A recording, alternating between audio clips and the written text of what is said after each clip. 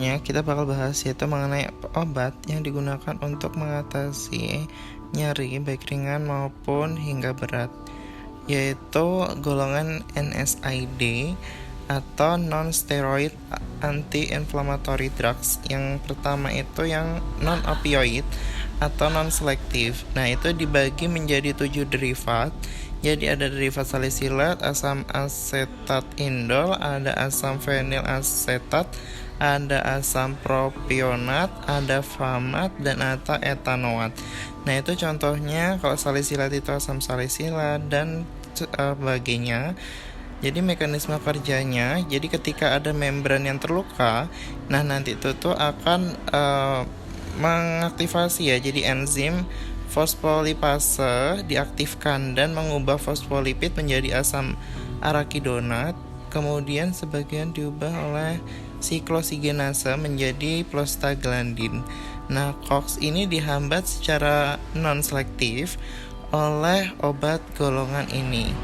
Obat ini bekerja yaitu dengan menghambat COX-1 maupun COX-2 karena dia tidak selektif, sehingga obat ini bekerja dia menghambat baik COX-1 ataupun COX-2.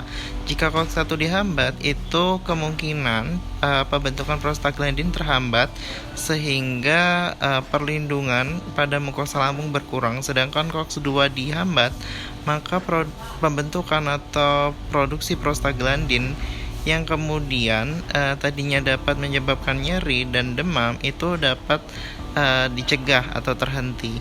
Jadi obat ini untuk harap berhati-hati jika dikonsumsi pada seseorang yang mempunyai sakit MAH, sehingga dianjurkan dikonsumsi sesudah makan. Ada yang opioid. Jadi golongan opioid ini dibagi menjadi 2, ada yang lemah maupun kuat.